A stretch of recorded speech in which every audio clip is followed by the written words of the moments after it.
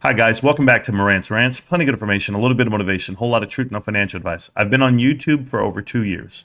I've been talking about GameStop and talking about AMC, Bed Bath & Beyond, and the whole saga. And if people have been paying attention to this, there have been some personalities out there that have supported AMC from the start, supported GameStop from the start, and or Bed Bath & Beyond. So we're going to talk about this in detail for a reason, because I see the infighting going on right now with AMC. And although it being enjoyable, and I grab my bucket of popcorn, oh wait, I don't.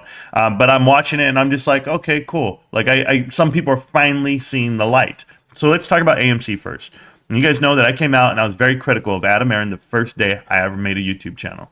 Reason, because I didn't believe the man. I didn't believe what he was saying. Well, fast forward 2 years later, I'm correct. It's not that I want to be correct. It's just there's individuals out there that perpetuate whatever he's saying. They're like putting it out there as in everything he says has to be positive. There has to be a reason. I think he's doing a great job.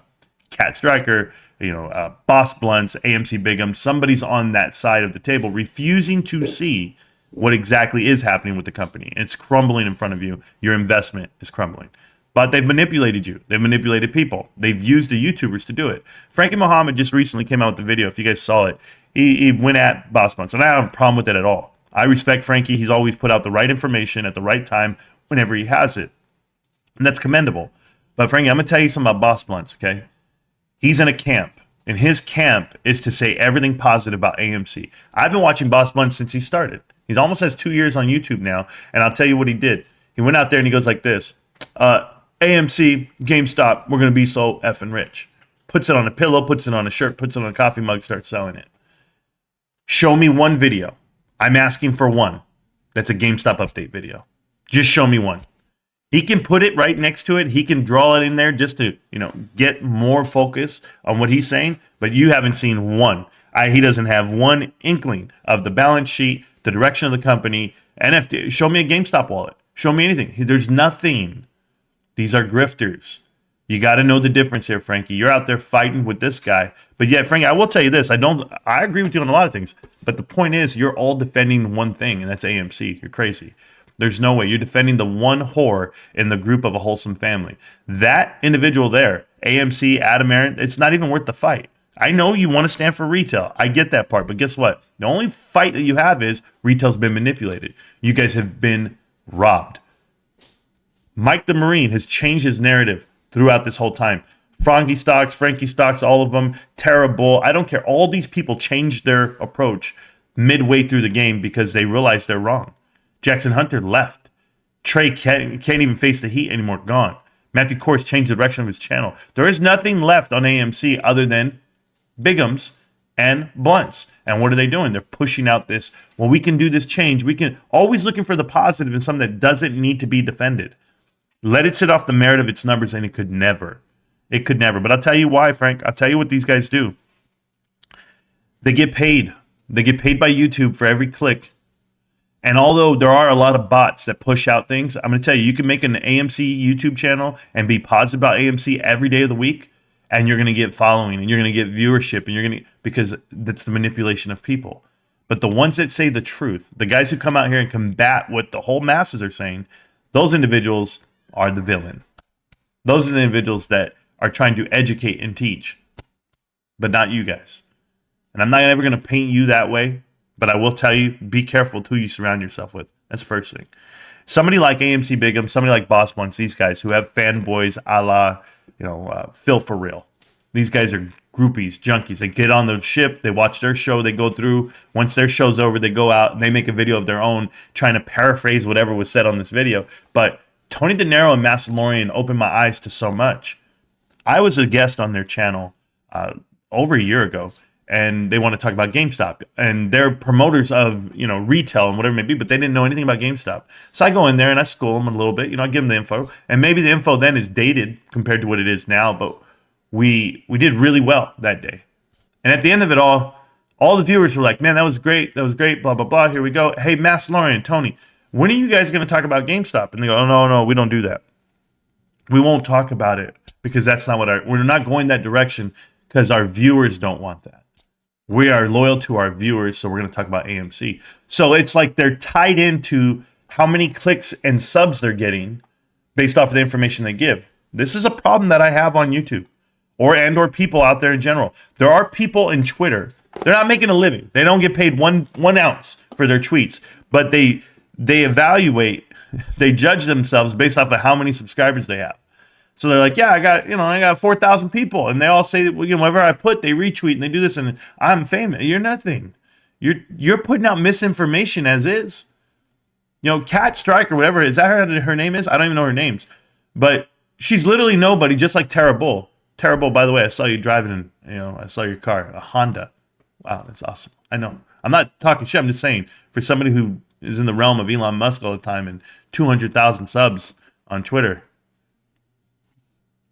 I'm not talking bad about it. I bought my daughter a Honda. Okay, so anyway, back to the story. I'm sorry I got thrown off there. I was just thinking about it in general. I just thought a porn star would have a better car. That's all I'm saying. Okay, I'll stand corrected. But back to it. When I think about how everyone manipulates the situation, right? All these guys do this. I sit back and I'm like, I'm struggling with the fact that I'm trying to get people to understand what private equity is. And I literally will sit there and tell them blue in the face. But the door's open, right? Like, so you can come to the Discord, you can come to the channel and come talk to me, whatever it may be. Boss Blunts is never going to come. AMC Big is never going to come. Tony De Niro's not ever going to. They will never. Are you kidding? All you got to do is sit there and be like this. Why are you pushing out a dead company? And why are you talking about Adam Aron like he's done a great job? He's lost $7.5 billion for the company over the last 7 years. From the first day he walked in, they're at a negative $7.5 billion on the balance sheet. I'm talking about money at the till. Operational loss, $7.5 billion. What the hell are we doing? Why are we talking? Explain it to me. You could never. You can't. It's not even possible to defend. But then they're going to tell you market manipulation. They're going to tell you this is the most manipulated stock and all that nonsense too. I'm going to tell you, you know what, guys? You better hope it is. You better hope it is, and you better find a way to get paid off of it, because I just witnessed at Bed Bath & Beyond exactly what it was. I opened up the can. I said, oh my goodness, this is private equity. This is exactly, they put their seeds in place. They planted them, and now look at how it's really playing out. And then someone's going to come out there today, this morning. I just saw a tweet. It says, the most manipulated stock, Bed Bath & Beyond, we're all going to be rich. We're all going to be so fucking rich. Guys, the manipulation of numbers is very easy. Can I give you a point to this? I'm going to give you just an example, okay? A jobs report, June. Comes out, there's 339 jobs added. Oh, beat predictions, all this. Yeah, the Fed comes out and they pause the rate increase for this month, this quarter, whatever it may be. And you're like, okay, so the Fed's not going to increase rates. The market's going to go crazy. But the jobs report said 339. But you know what people are not looking at? Like, when you value this in, I'm just telling you, AMC investors, Bed Bath & Beyond investors, stock market investors, I don't care. That jobs report, how many of those jobs are full-time jobs? If you think that you've added 339,000 jobs, how many hours work? And how do you think corporate America is going to combat the increases and or the stagnation of inflation and the interest rate increases? How do you think they combat that? They use labor. They use payroll. That affects spending. So consumer spending, you name it. 339,000 jobs, it's not really the number.